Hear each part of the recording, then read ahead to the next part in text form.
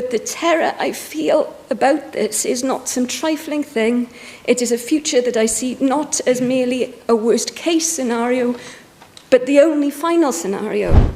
This is, I know, a debate prompted by compassion, the desire not to see someone we love suffer.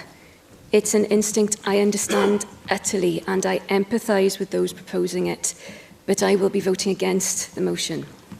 I too am motivated here by compassion. I think we all are, because nearly everyone who approaches this debate will do so through the lens of the last moments of someone they love, someone they've seen suffer, someone whose pain they've wanted desperately to lessen. How could anyone disagree with that? My contention, though, is that we must also look at this through the lens of those not surrounded by people they love, those marginalised, pushed to the sidelines by society, those people who could be placed under pressure in a future that is horrifyingly near at hand to end their lives because the necessary palliative care is not available, or because they feel themselves to be a burden. My fear with this motion, well, my terror really, is not so much with how it will begin as with how it will end. There are safeguards in what is being proposed in Westminster. Indeed, there are. But every precedent we see internationally shows that no safeguard is sacrosanct. The experience of Canada, the Netherlands, Belgium, and some states in the US show what can so easily, so inevitably happen.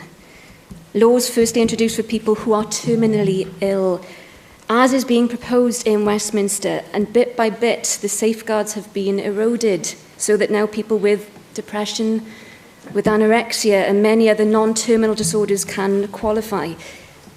Disorders from which people can recover. Lives that will have been ended that might have got better. But more worryingly than that normalisation is how quickly the vulnerable in those societies felt and were at risk. In the US state of Oregon, over 47% of people who ended their lives cited as a reason the fact that they didn't want to be a burden on their families or caregivers. And I fear those changes will be inevitable if the bill in Westminster passes, because courts in those places have felt obliged to extend the rights given to some citizens to others. It becomes a macabre certainty. There will be no turning back from it. The debate around assisted dying is often presented understandably, utterly understandably, as a way of offering people a choice. But for many disabled people, or people who are not close to their family, people who are worried and anxious and lonely, it would lead to them feeling they have no choice but to end their life. That is exactly what Tanya Gray-Thompson has warned about, the sense that some people will get, that their lives will matter less, or that because of the high costs of their care, it would be selfish to stay on.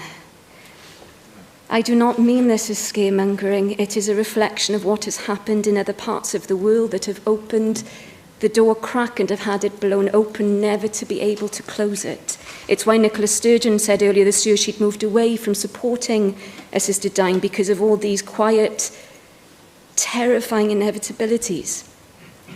A former Archbishop of Canterbury has drawn headlines recently in this debate by saying, "There is nothing holy about agony. Indeed, there is not. But neither would there be anything kind in causing people to feel they have no choice. Because in a debate of this nature, a debate of such fundamental consequence, we have to think not just of its intentions, but likely effect, of all the lives of the people we will never meet, but who will be affected fatally by this decision. This is probably the most difficult debate I've had to speak in since being in the Senedd. I did feel I had to speak. It's difficult because I can understand so utterly why so many people want this change. I do truly understand that. I feel it in my heart. But the terror I feel about this is not some trifling thing. It is a future that I see not as merely a worst-case scenario, But the only final scenario, a future where few safeguards remain, where there is investment that is lessened in palliative care instead of increasing it as we should be, and where desperate people feel obliged to take a step they can never take back. It is for these reasons, dear Polywyd, that I felt compelled to speak with every respect and empathy for those who propose it, but it is also why I feel compelled to vote against.